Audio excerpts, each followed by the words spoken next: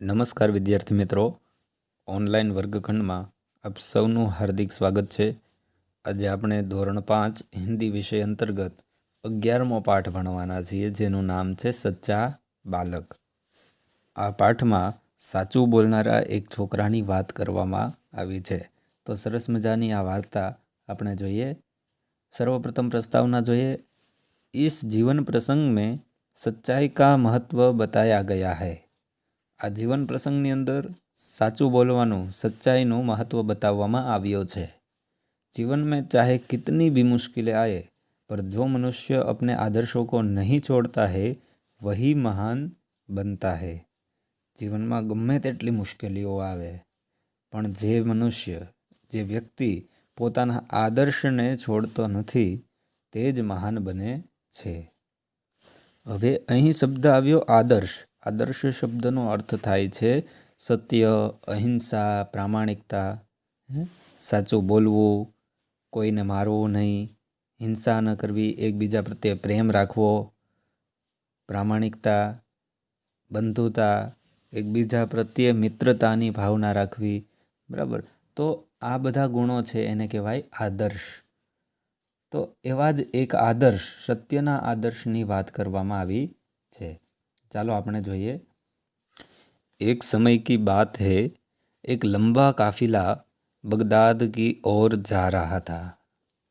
एक समयनी बात छे, एक लांबो काफलो बगदाद तरफ जई रह्यो हतो। काफलो मतलब यात्राळुओनो समूह। बराबर। अने अहीं वात छे बगदाद शहेरनी, ज्यां श्रद्धाळु लोको जाय छे। तो एवी ज रीते एक लांबो काफलो छे, यात्राळुओ बधा ज जई रह्या हता बगदाद शहर तरफ। रास्ते में उस पर डाकू टूट पड़े और लूटमार करने लगे। रस्तामां तेमना उपर डाकू तूटी पड्या अने लूटमार करवा लाग्या। पहेलाना समयमां डाकू पोतानुं जीवन गुजरान આવી રીતે મુસાફર લોકોને લૂંટીને જ ચલાવતા હતા। હવે અત્યારે डाकू આપણને જોવા મળતા નથી। उस काफिले में एक 9 वर्ष का बालक था।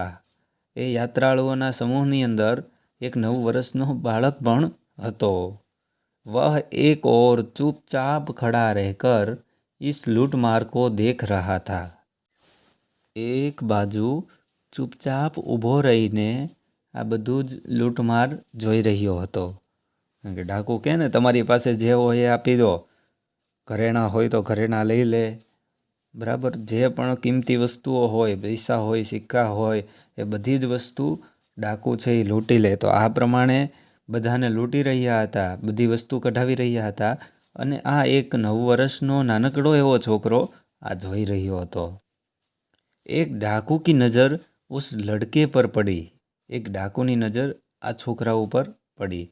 लड़के के पास आकर वह डाकू कड़क कर बोला, तेरे पास भी कुछ है? आ छोकरा पासे जई अने डाकू कड़काई पूर्वक गंभीरता थी बोल्यो, तारी पासे काई छे? लड़का, मेरे पास 40 असरफिया है। मारी पासे 40 सोनाना सिक्का छे। अहीं शब्द आव्यो असरफिया।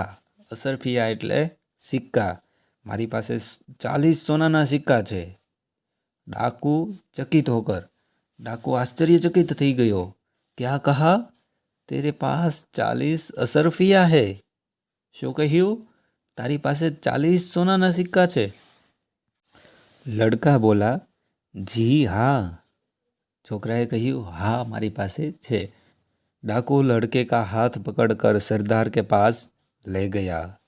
डाकू छोकरानो हाथ पकड़ी सरदार पासे लई गयो। उसने अपने सरदार से कहा, यह लड़का अपने पास 40 असरफिया बताता है। तेणे तेना सरदार ने कह्यु कि आ छोकरो पोतानी पासे 40 सोनाना सिक्का छे एवुं कहे छे। सरदार कहता है लड़के से। सरदार ए छोकरा ने पूछे छे, तेरी असरफिया कहाँ है? तारा सोनाना सिक्का क्या छे? बताए। लड़के ने अपनी सदरी को फाड़कर उसमें छिपी असरफिया निकाली। छोकराए पोतानुं જાકેટ ફાડી નાખ્યું. અહીંયા જાકેટ માટે હિન્દી શબ્દ છે સદરી. એ જાકેટને ફાડી નાખ્યું અને એની અંદર છુપાવેલા સોનાના સિક્કા જે હતા એને કાઢ્યા. ઉન્हें સરદાર કે સામને રખતે હુએ કહા, યહ દેખો. એણે તે સરદારની સામે રાખતા કહ્યું કે આ જુઓ આર્યા. સરદારે આશ્ચર્યથી પૂછ્યું, લડકે, અશરફીઓ को इस प्रकार रखने का उपाय तुम्हें किसने बताया? સરદારે આશ્ચર્યથી પૂછ્યું. શું પૂછ્યું? એ છોકરા, આ સોનાના સિક્કાને આ પ્રકારે રાખવાનો ઉપાય તને કોણે બતાવ્યો? लड़का, मेरी माँ ने इनको सदरी के अस्तर में सी दिया था जिससे किसी को पता न चले. મારી માએ આ સદરીના અસ્તરમાં એને સીવી દીધા હતા જેથી કોઈને ખબર ન પડે. સદરી કોને કહેવાય? તો કે જાકેટને. અસ્તર કોને કહેવાય? જાકેટની અંદરના ભાગમાં છુપાવીને રાખેલ જે ખિસ્સું છે અને એને સીવી દેવામાં આવે એને કહેવાય અસ્તર. બરાબર? છુપું ખિસ્સું જેમાં વસ્તુઓ રાખી શકાય અને પછી એને ઉપરથી સીવી દેવામાં આવે એને કહેવાય અસ્તર. તો જાકેટના અસ્તરમાં એને માતાએ સીવી દીધું હતું જેનાથી કોઈને ખબર પડે નહીં કે આ સિક્કા ક્યાં છે. સરદાર, તો તૂને અશરફીઓ કા પતા હમે ક્યો બતા દિયા? તો તે આ સોનાના સિક્કા અહીંયા છે એવું અમને શા માટે કહી દીધું? લડકા, મેં झूठ कैसे बोलता? હું ખોટું કેવી રીતે બોલી શકું?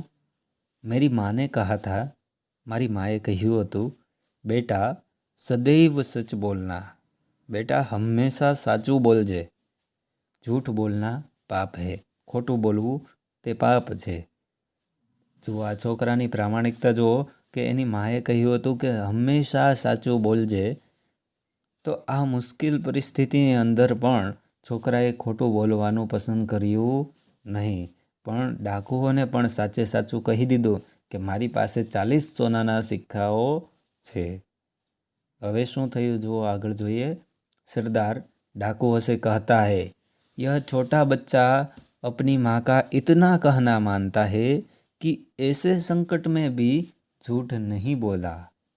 આ નાનકડો છોકરો એની માનું એટલું કહેલું માને છે કે આવા સંકટની અંદર પણ એ ખોટું બોલ્યો નહીં.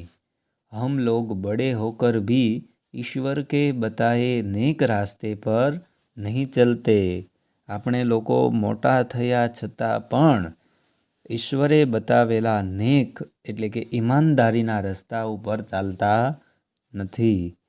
ઓર લૂંટમાર કરતે રહતે હૈ અને લૂંટફાટ કરતા રહીએ છીએ. નેક રસ્તા ઉપર ચાલતા નથી અને લૂંટફાટ કરતા રહીએ છીએ. सब डाकू कहते हैं, सरदार बात तो ठीक है. સરદાર વાત તો સાચી છે. આ છોકરો ખરેખર સાચું બોલનારો છે. આ એટલું બધું કહેવું માને છે. વાત એકદમ સાચી છે. અને આપણે ખોટા રસ્તા ઉપર છીએ એ વાત પણ સાચી છે. सरदार डाकुओं से कहता है, इनका लूटा हुआ सामान इन्हें वापस कर दो. डाकुओं ने सब सामान वापस कर दिया और कभी लूटमार न करने की प्रतिज्ञा की. આનો લૂંટેલો સામાન બધો જ એને પાછો આપી દો એવું સરદારે કહ્યું.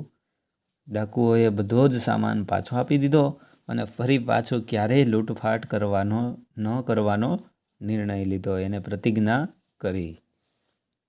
सच बोलने वाले इस बालक का नाम अब्दुल कादिर था. बराबर याद રાખજો આ બાળકનું નામ શું હતું? अब्दुल कादिर.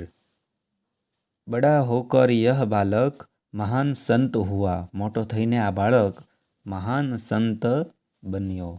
उनकी समाधि बगदाद में है. तेनी समाधि बगदाद में छे. वहाँ प्रत्येक वर्ष बड़ी संख्या में लोग दर्शन करने के लिए जाते हैं. ત્યાં દરેક વર્ષે મોટી સંખ્યામાં લોકો દર્શન કરવા માટે જાય છે. જોયું મિત્રો, જે બગદાદ યાત્રા કરવા માટે જઈ રહ્યો હતો એની સમાધિ અત્યારે બગદાદ છે અને એનું દર્શન કરવા માટે લોકો જાય છે. આ અબ્દુલ કાદિર જે બાળપણમાં બાળપણથી જ કેટલો સત્ય બોલનારો હતો, સાચું બોલનારો છોકરો હતો, તો એ જ વ્યક્તિ મોટો થઈ અને મહાન બને છે, જેની સમાધિના દર્શન કરવા માટે લોકો આજે પણ બગદાદ જાય છે. તો આ સરસ મજાની વાર્તા હતી જે તમને સમજાઈ હશે. આશા રાખું છું તમને બધું જ સમજાઈ ગયું હશે. અસ્તુ. જય હિન્દ, જય ભારત.